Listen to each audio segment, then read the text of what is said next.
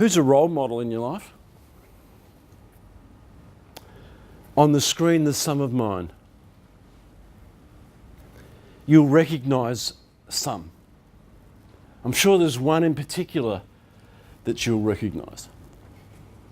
And probably the others, there might be one or two others that you would know. There's some famous people on the screen. The one that you probably recognise is Martin Luther King Jr. Now, he's one of my role models because, I think I've watched the I Have a Dream speech. I think I'm up to my 300th viewing. I just can't resist it. Every time I think about it, often when I prepare for my own speeches, I watch that I Have a Dream speech. I can say it word for word. There's just something about it that gets my juices, flowing. It was in front of 200,000 people, and as you know, one of the great orators who ever lived. I find it inspiring, and I found it inspiring since I was a boy, because he was unfortunately assassinated in 1968. I've read everything he ever wrote. One of the things that I admire about Martin Luther King Jr. is that even though he was one of the great orators who ever lived, one of the great talkers who ever lived, he was also flawed. He had lots of things that, people would say, well, hang on. And I reckon that's like all of us. No one's perfect. Martin Luther King Jr. wasn't perfect. But he's one of my heroes. And there are some other folk on the screen who are my heroes. The guy there with the little purple circle, it's a really odd photo. His name is Mike Vance. Mike Vance was one of the very first people that I saw, one of the very first conferences I went to as a manager. And I'll tell you, there's a story I'll tell you a bit later, but when I saw Mike Vance talk, I was blown away. And I said to my colleagues that I'm with, one day I'm going to do what he does. Now, of course, all my mates sniggered and so on, because I'd never made a speech in my life before then. But Mike Vance, he inspired me. He was the guy that got me on the journey. Tom Peters is on the screen there. You may recognise him, because I like Tom because he's straightforward, no bullshit. Here's how it is, and I like that kind of attitude. He doesn't make any apologies for what he thinks. He just says it. And I like to be that way. Now, it mightn't be you, but I like people who are up front. I like people who don't talk bullshit. And so I like Tom Peters. And there's other folk on that screen. I could tell you a story about Des Rentford, who's just over on the right there. You might remember him if you're in my vintage. He was a great marathon swimmer. And in the early days of my corporate career, we had a seminar like this, and Des Rentford was the guest speaker. And I don't remember much about what he said, but I do remember how he finished his talk. He finished his talk by saying, and this is the guy that swam the English Channel 22 times, and he did all sorts of marvellous things, and he had a heart attack at sea, and that's when he passed on. But it was the end bit of his speech that I remember. He said, "Nothing great is easy." And all that day, we were given a bottle of port, and it had "Nothing great is easy" on the label, and Des Rentford had signed. I've still got the bottle of port, because nothing great is easy.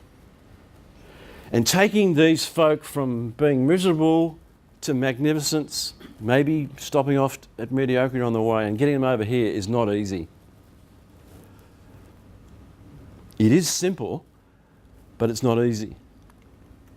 So I could tell you lots of stories, and what I'd like you to start thinking about is, who are your role models? Who are the people that you look up to? Who are the people that throughout your life have inspired you to do greater things?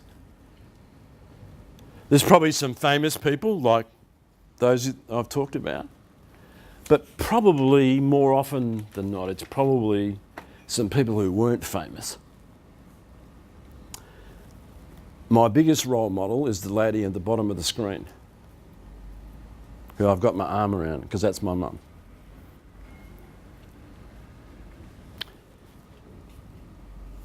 My mum used to say, "I'm not very clever." And I remember saying to her, you don't have to be clever when you're wise. Because my mum was wise. She was a farm girl. She left school at 14. She worked in a bakery. For most people, she would have nothing to sort of write home about. Mum thought she was unimportant. She thought for a while she wasn't clever. She really didn't think she mattered all that much.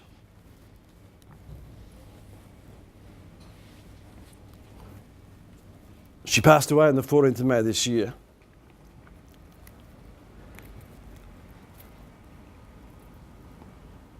I was able to tell her a few days before, you mattered to me.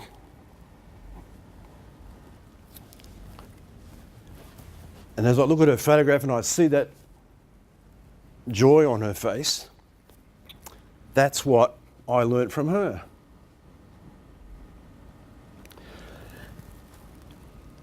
The darker side of my nature, I can tend to be a grumpy sort of a person. You know, if I don't get my own way, I can be difficult to deal with.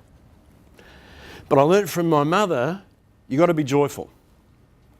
You know, you got to see the joy in life. And so when I think about Martin Luther King Jr., I think about Des Renford, I think about Mike Vance, I think about Tom Peters, I think about, you know, famous people who've influenced my life, and I'm grateful for their influence. But the person who affected me the most was my mother.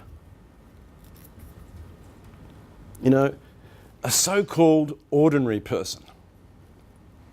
And I think this is one of the great things about leadership, is that you can be ordinary and be inspiring. You don't have to be Martin Luther King Jr. You don't have to be Des Renford. You don't have to be Tom Peters. You don't have to be Mother Teresa. You just got to be yourself.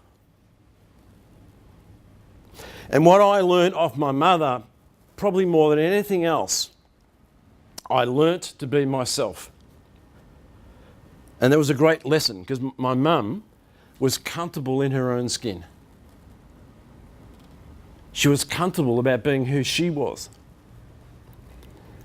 I tell you, when I gave the eulogy at her funeral recently, it's not an easy thing to do, I have to tell you. But it was an honour for me to do it, because she's the role model that I remember the most. So how about you? If you think about your life, who has influenced you the most up until this point? Is it the famous people or is it the ordinary people? I think it's both. But often, I think it's the people that we don't often think about.